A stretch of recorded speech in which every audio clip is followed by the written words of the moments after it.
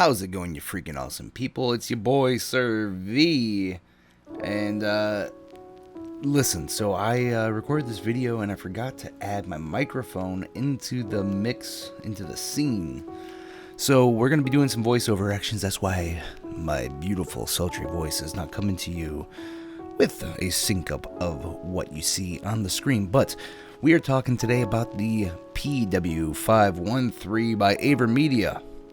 So right now, what we have up on the screen are two separate cameras. We have one camera that is the AVerMedia PW513, brand new release, $250, if you can find it. And the second camera is a Logitech C920. I believe mine's about 5 years old.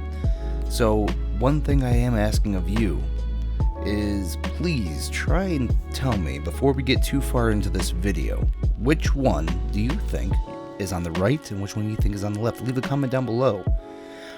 But anyways, we are looking at two different cameras, and I'm not going to tell you exactly which one's which right away. This is a side-by-side. This is made for you to take a look at what is a $50 camera that you can buy still, and one that's a $250 camera, brand new. These are currently, what you're seeing is out of the box, straight, no adjustments. So this is currently just no adjustments whatsoever. This is default settings for both the CW920 the C920 and the default settings for the PW513. But let's just put it this way. Neither one of these views are worth $250. One of them is for sure worth $50. And you know what? Maybe I'll just tell you now. The image on the right is the PW513 by AVerMedia. That is $250. The image on the left is our C920. There's a ton of grain in the PW513. The white balance is so extraordinarily off, and the program that you get, or you have to download for the camera, if it will open at all, doesn't really give you much control over how good the camera looks. So we're going to go through that in this video. One thing that for some of you people who watch my videos, you'll notice it's a new setup. This is not, what you're seeing is not currently the finished setup. You should be seeing that very soon. We're going to talk currently about the pros of the camera. So one being that it has an attached lens cover that you can slide down and up in order to block out your camera, so you don't have to move the camera away. You just put it down. It's not a huge thing, but it's a nice feature. The other second best feature by far is the fact that the entire camera is on a little ball mount, so you can tilt it left, right, spin it around. You have a lot of control over exactly where the camera's looking, whereas compared to a camera like the C920 is a static mount, so that meaning you have to move whatever you have it mounted to physically. It's a nice feature for a webcam. It's a very enjoyable feature. Now, the third and best, or I guess, yeah, third and best, whatever you want to consider it, to each its own. It has a detachable power cable. So it's a USB-C to USB power cable that runs to your PC. The reason that a detachable power cable is a nice feature is the fact that you can buy a longer one, and now you can move your camera to a farther distance. But the downside of that is the fact that you have to buy a really nice one. I tried it with a couple of my phone chargers, and it would not recognize, well, it recognized it, but it came up with an image on the screen saying that it was an unacceptable cable. I tried it with 3 different cables, 3 different lengths, and 3 different qualities. So one came with my Google Pixel, and it would not even use that.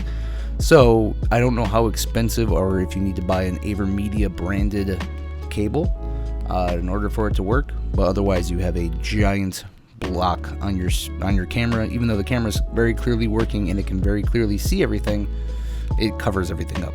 So that's a plus and a minus. But you could just get a USB extender like you could for any other camera and move it to wherever you want. So yeah. So as you see, we are super white, super washed out. I'm currently turning off the different lights that I have on me. In this scene that you're seeing, I have technically 3 different light sources on me, one being my computer monitor and a TV that's just displaying a still image, which is what is currently lighting up everything. I have a ring light made for streaming, and that was the first one that turned off, and the second one that turned off is my giant professional photography light. So the same lighting was on me for both cameras, but the PW513 was significantly darker or brighter. And as you can see, when you do have all the lights off, yes, the night vision is very nice, but the grain becomes way more intense. So you have to mess around with your lights. The better your lighting, the better your image will look. Too bright will make the image look bad. Too dark will make the image look bad. If you have any light that's hitting the lens itself, it makes the camera look bad. So these are, basic things, but it's extra sensitive and it's already on top of a terrible image. Even at its best, it looks bad. So we're gonna go in real quick. We're gonna be editing the PW513 settings through Cam Engine. It took about an hour for me to get the program open, and then we're also going to be editing the settings for the C920, which, by the way, opened instantly. And we're going to be showing a side-by-side after that's all done. So I'm going to let Sir V from the past take his time editing these, and we will look at the final product.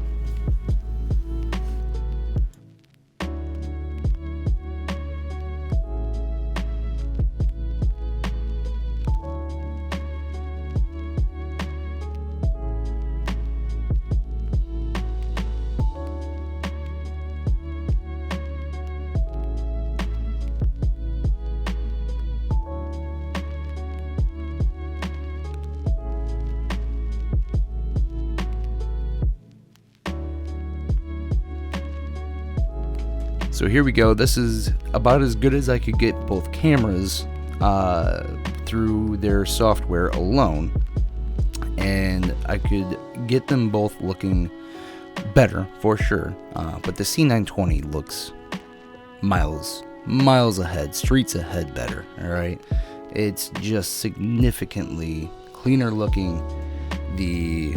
There's significantly less grain. The image is even crisper and cleaner, even though what you're seeing on the right hand side is actually a 4K image. That's right, I forgot to mention that earlier. We did this recording in 4K. That's not even 1080. The C920 is 1080, which is on the left, and the PW513 is in 4K, and that's on the right. So something else I want to talk about real quick is it has a 60 hertz and a 50 hertz anti-flicker built into the camera, into the software. But as you can see here, it doesn't really work with most LEDs. I was reading a lot of different people online who basically said the same thing, that the anti-flicker didn't seem to do them any good. So if you have LEDs behind you, be prepared for this kind of image. Yes, a camera like the C920 will have similar issues, but it's actually significantly worse on the PW513. You can edit it down until they're about the same, but it's pretty bad on the PW513.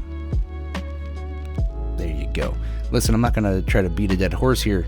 The camera's terrible. If you're looking to buy a camera for the first time, if you're looking to upgrade from your C920, this is not the camera, okay? If you're buying a very first camera, by all means, buy a C920. If you're looking to do streaming, YouTube videos, if you're looking to do anything, there's no reason to buy the PW513. The only real reason I could understand buying a PW513 is if camera quality is not your biggest concern, but you want to have a wide angle lens, which it does have a 94-degree wide angle lens.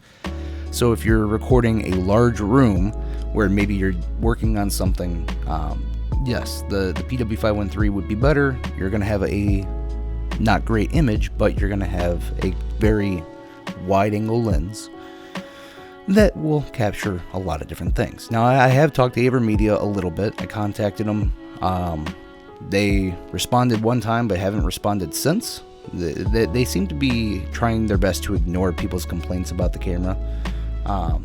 They did say that they are working on unlocking the settings in the cam engine so that we can edit the gamma, which would then decrease the amount of noise and the amount of grain. Now, I don't understand how a company who created the software and created the camera would need to take so much time to unlock the option to editing something like that, but I guess they need time. It's a little sad, if you ask me. It sounds like a cop-out excuse. Oh, we just need some time to figure it out. I don't know why you would need that much time. It's your software. It's your camera. Listen, I'm not a programmer, but it seems like it should be pretty simple. And they also said that they are no, that was it. That was all they told me, is that they're working on making the cam engine software a little bit better for us to edit the stuff. You can edit it in OBS and slobs and all that kind of stuff, but with that, it was such a minuscule change that it wasn't even worth me going through and editing for the video. What the minuscule amount that I could make it look better was barely anything. So yeah, long and short of the video, don't buy the camera. Listen, you're going to see a lot of other reviewers. They got earlier models. I don't know if they sent out a prototype version to them that was a significantly higher quality, or if they accidentally messed up all of the cameras that they ended up sending out, and they're just not addressing the fact that they're all messed up. But the fact is they're not good. I watched quite a few reviews before I bought this camera, and the image quality that they all had, even with it at its base settings, were significantly better than what we got here. So I'm not going to be a dead horse. All of y'all, I want you to stay beautiful, stay wonderful, stay awesome. You're going to see me once again probably saying that, but in case I decided to edit it out, because I might. Stay beautiful, stay wonderful, stay awesome. Make sure you leave a like or a dislike. Either way, I don't care. I care a little bit, but either way, I don't really care. And don't forget to leave a comment. Let me know what you think. Maybe you think I'm wrong. Maybe you think the right-sided image is $200 more better, $200 better than the left image. If you think that's true, let me know why. If you bought the camera and you haven't had these issues, let me know in the comments. I would love to hear that. But until the next video, until the next live stream, all of y'all, stay beautiful, stay wonderful, and stay awesome. Bye-bye.